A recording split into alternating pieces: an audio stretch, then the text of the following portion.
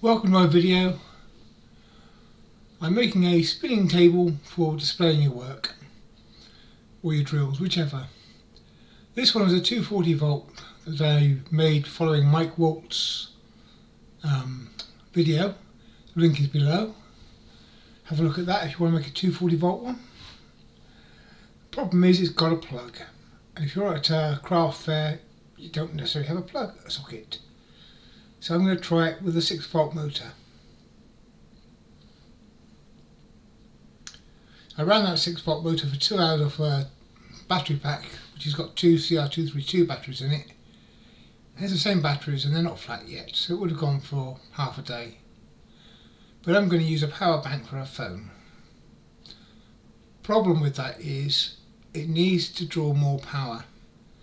So I'm going to, rather than be simple and use a battery pack, I'm going to put 4 LEDs on it and use that to draw the power.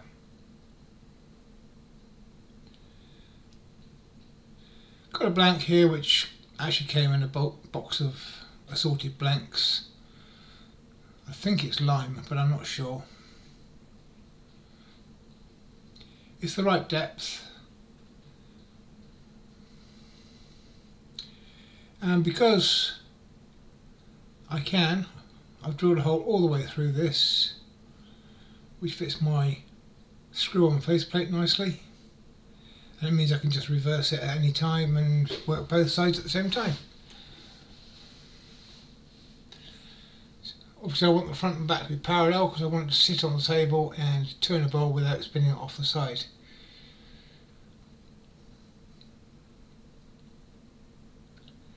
So all I'm going to be doing is cutting straight across, not moving my arms, I'm just rocking my body back to draw in a straight parallel cut straight across to the edge.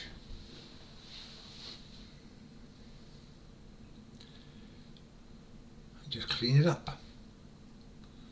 I'll do that on both sides and it'll be parallel.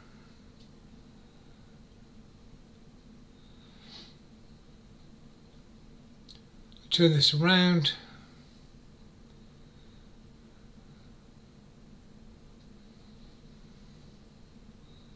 Taking slight cuts because this did splinter on me a little bit. A couple of bits flew off which I'm a bit concerned about, but nothing else came off after those 2 bits. So gentle cuts and it got there.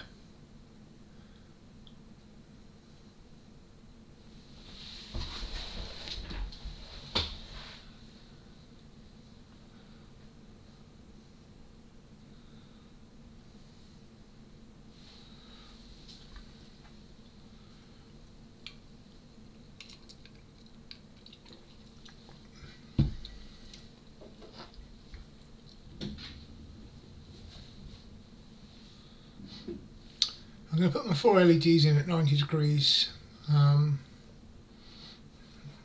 Circle divided by 4 makes sense. If you haven't got a spindle lock, then once you've drawn your line across the centre, just use a set square and away you go. Put a circle on where your motor is going to be and another circle where your lights are going to fit. And I'm using this rather splendid drill guide from Wayne Clasper, Wayne the Woodturner's video, which is also linked below. Have a look at that. He uses it much more than I'm doing. I'm just doing 4 angled holes. It's a piece of beech in this case, cut to fit the tool post and the hole drilled at the centre mark. I've locked it at an angle. Now I can repeat that same angle 4 times over very easily. As I said, Wayne does a video where he makes a potpourri pot, which is considerably more use of this tool than I'm using it. But yeah, so go and have a look at that.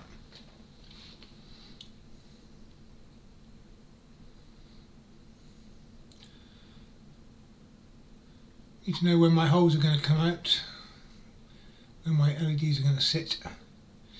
But yeah, it's a very useful tool. Thank you, Wayne. Please go and look at Wayne's video, it's linked below. and you can steal it as well. Just cutting a big cove in here, lighten up the look of it, and also to get my lights to shine out from the bottom to the top.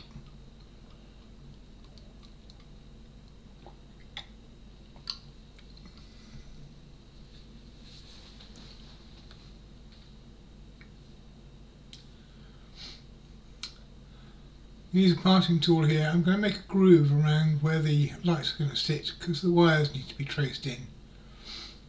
In fact, I didn't make this groove quite deep enough, as it turned out, but nice deep groove. And then of course sanding up to 240 grit.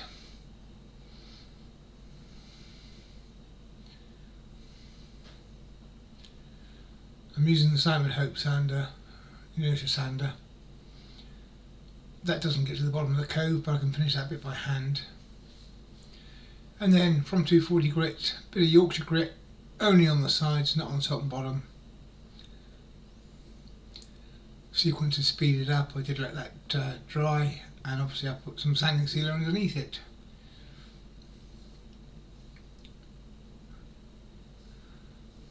Once I'd put that on, worked it in, taken it off again, it should be sanded to about 1000 grit or so, without the dust.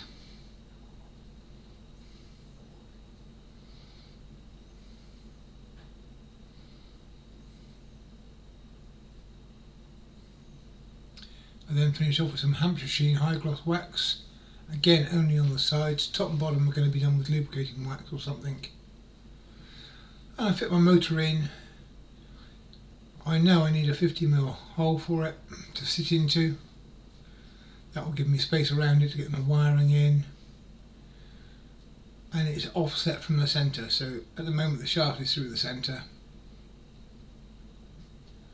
Normally I just put a couple of dots in the holes and draw a line, but because I'm doing a video I draw around it just to show.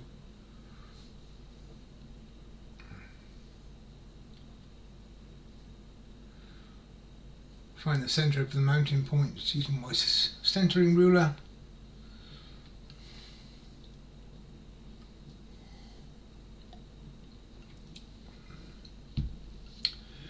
And then I have to draw a 50mm Forstner bit down into the depth of the motor part of it.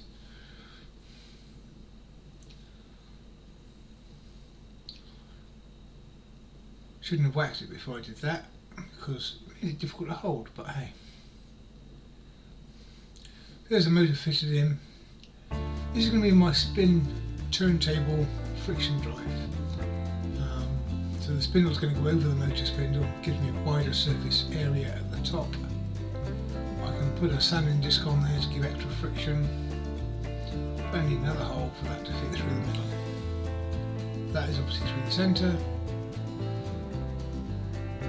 I did it at 28mm, which just goes nicely over the 25mm spindle with some space.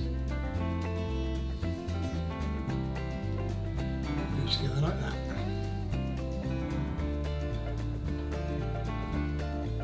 So all I've got to do now is connect up the lights and the motor to the USB lead, which I'm going to connect to my power pack, or I can also plug it into the wall socket, USB port, anything with USB on it, computer, whatever. So thank you for watching. There it is, a 6V powered turntable, interchangeable tops. You can put whatever top you want on it, and in this case I've got LEDs. I would recommend you don't bother with that, just use a battery pack, it's easier. And you could build the batteries holder into the base of the unit. I'll put some links and battery holders at the bottom as well. But this is a bowl blank which hasn't been turned yet, it's just drying. So it's heavier than most bowls that you will ever want to display, and a 6V motor turns it beautifully.